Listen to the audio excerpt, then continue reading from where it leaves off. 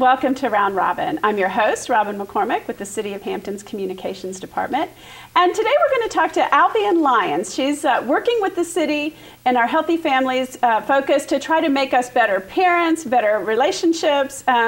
So welcome, Alvean. Thanks, Robin. And let's just talk again. You have a counseling background. You are a mom. You're in a relationship. You've got real-world experience, and you're working on your PhD. So a lot of educational as well. Absolutely. Psych and education is really what my background is, but I spent years. I own a company and also, of course, in partnership with the city, but I spent years working with families, working with couples, working with school systems, just finding more effective ways to use relationships in order to improve our bottom line, so to speak. It is. It's a very practical thing. Oh, it really is. You can take those emotional things, but it's about getting through in the day-to-day and achieving better results. Absolutely. And regardless of where you are, nothing is going to be more important than the relationships that you build. Whether we're talking about it professionally, whether we're talking about it in partnership, or we're talking about it as parents, your relationships are fundamental to your happiness, to your health, to your success. I mean, relationships are just the underpinning of everything in this world. You can't do anything else without people. That's right. That's right. Well, today we're going to talk about a topic, and I know all these topics are actually very close to your heart. They are. Special needs children and raising a special needs child, and how you even function, how that changes your day-to-day. Absolutely. I have a child who's a juvenile diabetic. My 12-year-old is. And he was diagnosed when he was 4 years old. So he was a little bitty thing when we first found out. And it changed our world dramatically because we actually almost lost him. He almost died when he was 4. So as a mom, you understand completely how your whole world becomes something different. And quite frankly, it's the reason why I started my own company, because I didn't want to choose between my career and my child.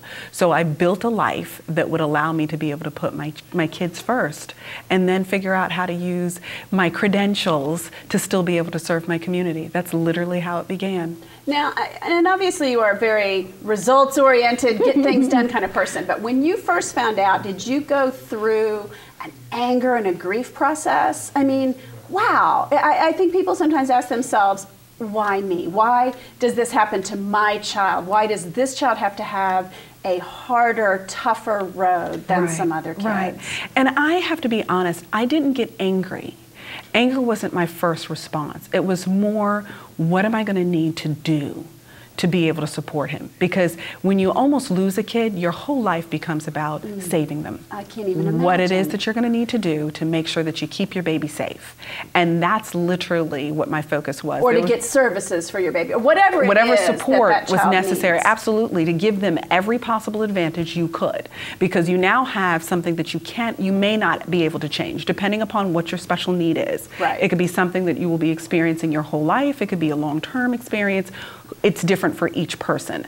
But recognizing that for us, we knew we were in for the long haul, we needed to make some adjustments in our lives. And we were determined to make sure that he was okay with who he was. And the psychology behind it actually ended up being the most important factor for us. Because children with special needs, as they grow, one of the things they statistically tend to struggle with the most is depression. Because you want to be just like everybody else, and you want to be able to experience the things everybody else experiences. So there's a lot of the psychological ramifications behind it that we really wanted to focus on, making sure that he was happy with who he was, and that it changed his life as little as possible. And the ways that it did, we try to make it as positive as humanly possible. So it was definitely all about the mind in the process. Well, so let's talk about what special needs means. That's a pretty broad, actually broad, really descriptor. Yeah, it is, because it's like an umbrella term. There's so many things that are underneath that. You could have physical things that change. You could have psychological things. You have emotional issues. There are multiple things that could fall underneath that umbrella. So it really is a very broad umbrella. For us, we're talking about medical special needs, obviously. So there are things that we have to adjust in terms of our life, when we're going to eat, how we sleep. And just to be matter of fact, I have not slept through the night in almost 9 years, because it requires that you're checking blood sugars in the middle of the night, and to make sure sure that your baby is fine. So when you eat and what time you eat determines when insulin goes into your system, and the list goes on and on. But really, the only thing we get to control is our perspective about it. And that's where we get to take the power back. How I see my experience has more to do with what the experience is like than what is actually happening. It's not that real things aren't happening, because I know real things happen when you're talking about life and death, but it is definitely deeply, deeply entrenched in how you feel about what it is that you're going through. So we worked hard with that. So you worked to get the child comfortable with it. I imagine you had to be comfortable with it first. I mean, Absolutely. To know what the options are for your child, you have to learn about whatever it is. In your case, maybe juvenile diabetes, Right. ADHD, Absolutely. any kind of, Absolutely. thing that requires some sort of special services for Absolutely. your child. You've got to know what the condition is, what the options are, and then you have to advocate. I mean, sometimes it's hard. It's true, and the advocate component is really important, and I'm glad you brought that up, because it's so essential for us as parents, particularly of special needs children, to be very active in our partnership with schools.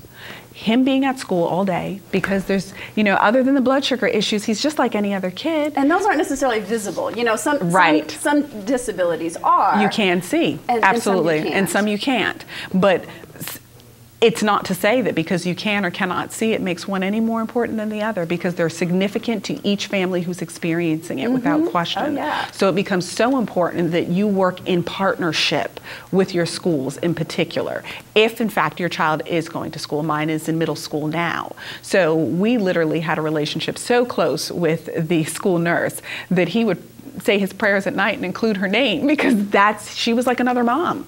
So you really do have to spend a lot of time, connecting and plugging in with the schools, finding out what's going to be necessary. I had to go on all of the school trips to make sure that he was fine so that he could participate in those things. And that's true for several parents of special needs children. And that really does change your life. It changes your life dramatically, absolutely.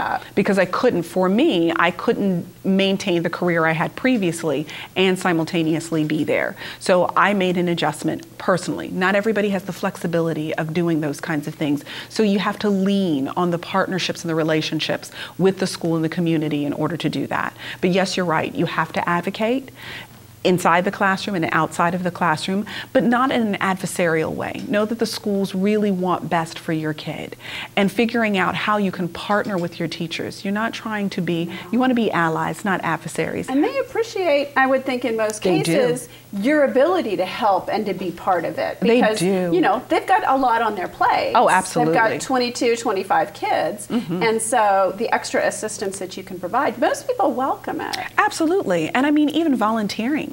Because you can be there for your child in a way that doesn't even seem like there's anything wrong. Right. And not only that, you're helping the other kids too. Exactly. Sometimes. So your kid is all popular because, hey, your mom's in today and she's going to read, or she's going to help us with this. I mean, you can turn it into something really good, which is why I talk about the power of perspective. How you look at it determines how you may approach it. So be very cautious about seeing it as a woe is me, rather than what can I do to make this the best experience I possibly can make it? And you grow as a person.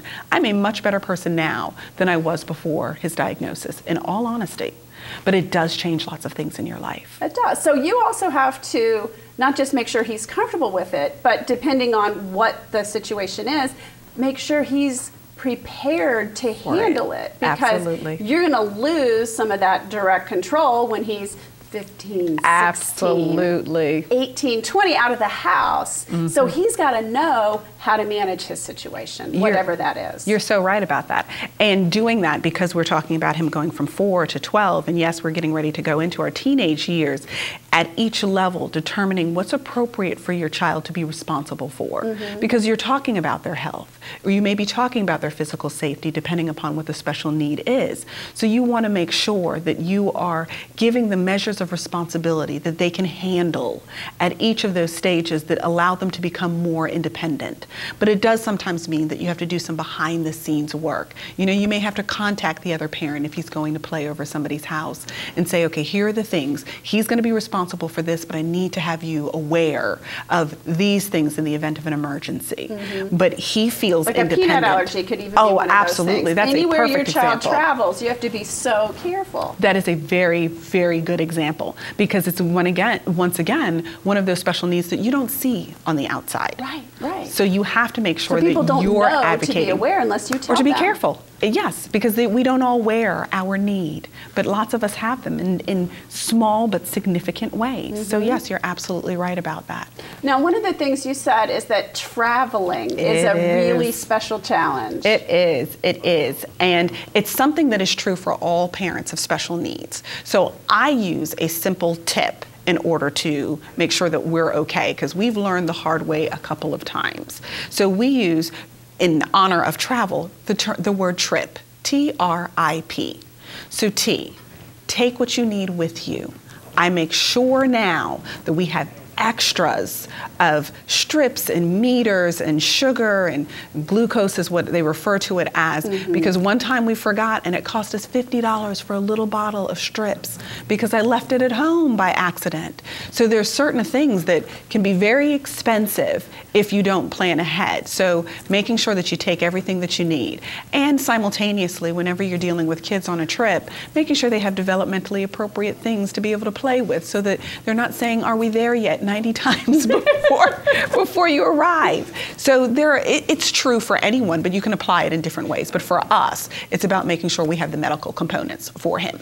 The R is for research. Do your research ahead of time.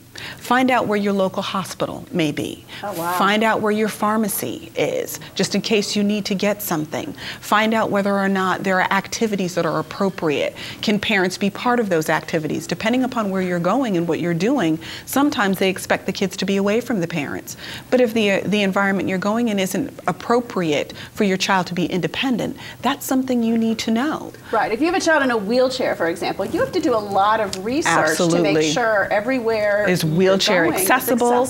Absolutely. Are there elevators? Or if you need sign language interpreters. Indeed. I mean, there's so much I can't even imagine that. How many extra things that you have to consider. But it doesn't have to be laborious if you're planning ahead of time.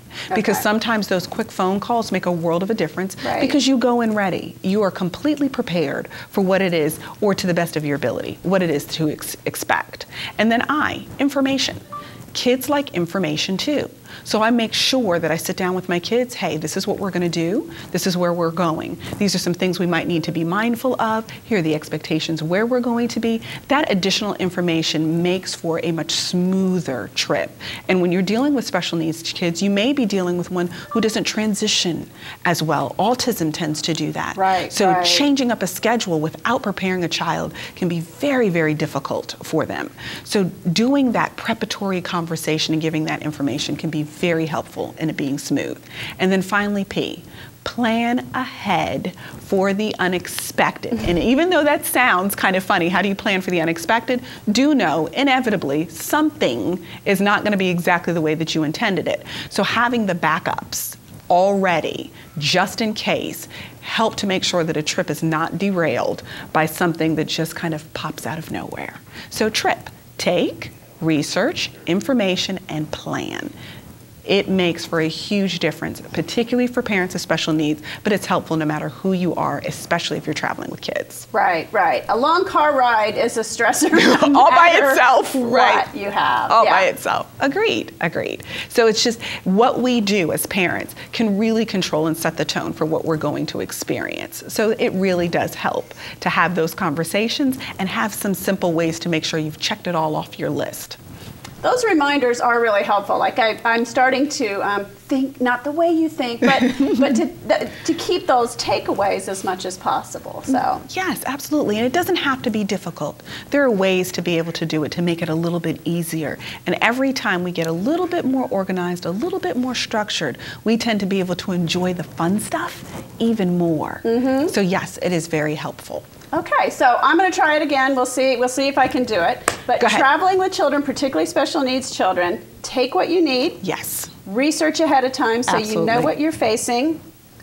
Oh, information. Give the kid information. Yes. You know, surprises are nice a little bit, but you don't want to throw a lot of unexpected. If you're going to spend 4 hours at a museum, tell them you're going to spend ahead of time. That's right. And if it's an interactive museum, let them know that you'll get to the part. Absolutely. Or what's in it for them, that sort of thing. And P is plan for the unexpected. Plan for the unexpected. Anything that can happen. It's probably going to happen. Yeah, it will. Take extra clothes. Take extra medication. Absolutely. Make sure things are in your carry-on that are essential if you're on a plane. Anything that can go wrong. Sometimes will go wrong. Right. Not always. We hope not. But being ready makes a world of a difference. Good job. Thank you. Thank you very much. So happy travels. Thank you. Thank you. We try to utilize this upcoming break that the kids are going to have. So That's right. I'll be using my trip techniques for myself in just a matter of weeks. All right. Well, thank you, Alvean. I appreciate it. Thanks so much, Robin. And thank you. I hope you've learned a little bit about the special challenges that some kids face and the families that they face and how they can be better prepared and overcome those. And then also simple trip techniques, which I'll say right now probably applies to parents or to anyone traveling, but is particularly important for those children with special needs. Thank you for watching.